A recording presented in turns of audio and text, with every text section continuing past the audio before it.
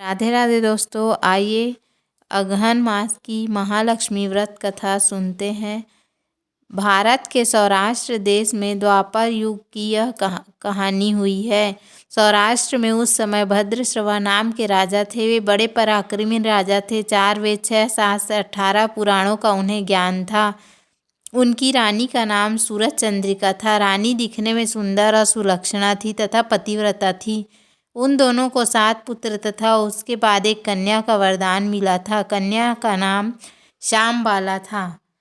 एक बार महालक्ष्मी जी के मन में आया कि जाकर उस राजा के राजप्रसाद में रहे। इससे राजा को दुगनी धन दौलत की प्राप्ति होगी और वह इस धन दौलत से अपनी प्रजा को सुख दे पाएगा। गरीब के घर अगर रहे और उसे धन दौलत प्राप्त हो तो वह स्वार्थी की तरह केवल अपने ऊपर ही खर्च करेगा।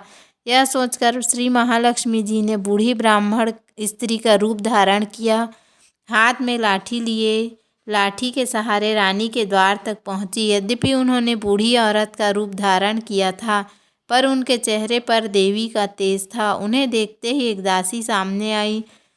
उसने इनका नाम धाम काम धर्म पूछ डाला। वृद्ध ब्राह्मण का रूप धरित माता लक्ष्मी ने कहा, बालिके, मेरा नाम कमला है।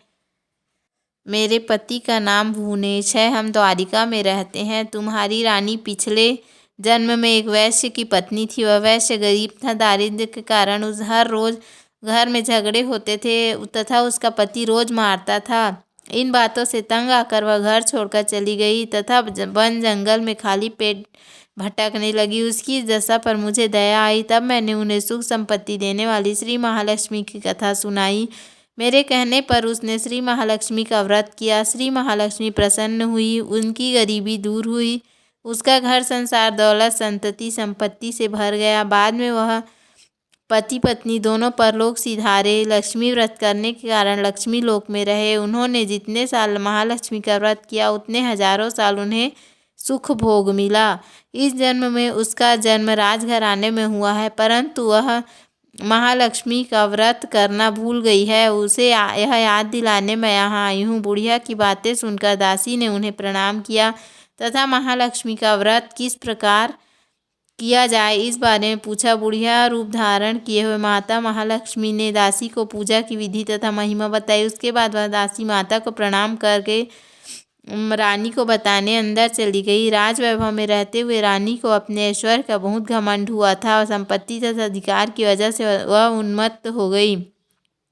दासी द्वारा बताई गई बुढ़िया की बातें सुनकर वह आग बबूला होकर राजद्वार पर आकर बुढ़िया रूपी श्री महालक्ष्मी पर बरस पड़ी। उसे यह मालूम नहीं था कि महालक्ष्मी माता बुढ़िया का रूप धारण किए द्वार तक आई है, परंतु रानी का इस कदर रूखा बर्ताव तथा अपने अनादर देखकर माता ने वहाँ ठहरना ठीक न समझा। वे वहाँ से चल पड़ी। राह में उन्हें राजकुमारी श्यामबाला मिली। उन्होंने श्यामबाला को सारी बात बताई। श्यामबाला ने अपनी ओर से श्री माता लक्ष्मी से क्षमा मांगी। माता को उस पर दया आई। उन्होंने श्यामबाला को महालक्ष्मी व्रत के बारे में बताया। उस दिन अगहन मास से इस माह का पहला गुरुवार था। श्यामबाला ने परम श्रद्धा से श्री महालक्ष्मी व्रत किया। फलस्वरूप राजा सिद्धेश्वर के सुपुत्र मालाधर से उसका विवाह हुआ। वह धन दौलत ऐश्वर्य वैभव से माला माल हो गई। पति के साथ ससुराल में आनंद से दिन बीतने लगे। इधर श्री महालक्ष्मी का रानी पर प्रकोप हुआ। फलस्वरूप राजा भद्रश्रवा का राज्य एवं राज कारोबार नष्ट हो गया।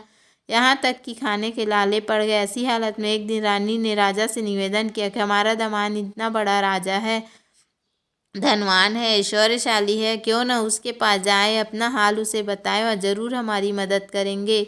इस बात पर राजा भद्रश्रवा दामाद के पास रवाना हुए। राज्य में पहुंचकर एक तालाब के किनारे थोड़ी देर विश्राम के लिए ठहरे। तालाब से पानी लेने आते जाते दासियों ने उन्हें देखा। उन्होंने विनम्रता से पूछताछ की। तब उन्हें मालूम हुआ कि वे रानी श्यामबाला के पिता हैं, तो दौड़ते हुए जाकर उन्होंने रानी को सारी बात बताई। रानी ने दासी के हाथ राज परिधान भेजकर बड़े ठाठ से उनका स्वागत तथा आदर सत्कार किया, खान पान करवाया। जब वे लौटने लगे तो सोने के मोहरे से भरा घड़ा दिया। राजा भद्रश्रवा जब वापस लौटे तो उन्होंने देखकर रानी सूरज चंद्रिका खुश हुई। उन्होंने सोने के मोहरे से भरे घड़े का मुंह खोला, पर हाय भगवान, घड़े में धन के बदले कोयले मिले। यह सब महालक्ष्मी के प्रकोप से हुआ। इस प्रकार दुर्दशा में और कई दिन बीत गए। इस बार रानी स्वयं अपनी कन्या के पास गई। वह दिन माता लक्ष्मी का अगहन माह का अंतिम गुरुवार था। श्यामबाला ने श्री महालक्ष्मी का व्रत किया, पूजा की, अपनी माता से भी व्रत करवाया। इसके बाद रानी अपने घर आई। श्री महालक्ष्मी का व्रत रखने पर उसे फिर से अपना राजपाट, धन दौलत, ऐश्वर्य प्राप्त हुआ। वह फिर से सुख, शांति, आनंद में जीवन बिताने लगी। कुछ दिनों बाद राजकन्या श्यामबाला अपने पिता के घर आई। उसे अपने घर में देखकर सूरज चंद्रिका को पुरानी बातें याद आई। यहीं की श्यामबाला ने अपने पिता को घड़ा से भरा कोयला दिया था और उसे तो कुछ भी नहीं दिया था। इसी कारण श्यामबाला को पिता के घर आने पर उनका कोई आतिथ्य नहीं हुआ, बल्कि अनादर हुआ। पर उसने इस बात का बुरा नहीं माना। अपने घर लौटते समय उसने पिता के घर से थोड़ा नमक ले लिया। अपने घर लौटने पर पति ने पूछा, मायके से क्या लाई हो? इस पर उसने जवाब दिया, वहाँ का सार लाई हूँ। पति ने पूछा, इसका मतलब क्या हुआ? श्यामबाला ने कहा, थोड़ा धीरज रखे, सब मालूम हो जाएगा। उस दिन श्यामबाला ने सारा भोजन नमक डाले बिना ही बनाया और परोसा। पति ने खाना चखा। सारा खाना बिना नमक का था, इसलिए स्वाद न आया। फिर श्यामबाला ने थाली में नमक डाला और इससे सारा भोजन स्वादिष्ट लगने लगा। तब श्यामबाला ने पति से कहा, यही है वह मायके से लाया हुआ सार। पति को उसकी बात सही लगी।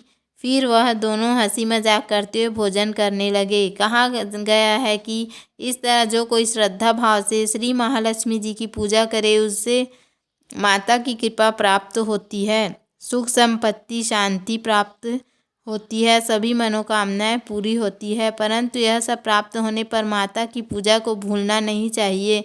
हर गुरुवार को व्रत पाठ अवश्य करना चाहिए। इस तरह श्री महालक्ष्मी की महिमा भक्तों की मनोकामना पूरी करती है। इस प्रकार श्री महालक्ष्मी की गुरुवार की कथा संपूर्ण होती है। बोलो माता महालक्ष्मी जी की जय। उम्मीद है आपको हमारा वीडियो पसंद आया होगा। यदि हमारा वीडियो पसंद आए तो वीडियो को लाइक करें, चैनल को सब्सक्राइब करें। धन्यवाद। राधे राधे।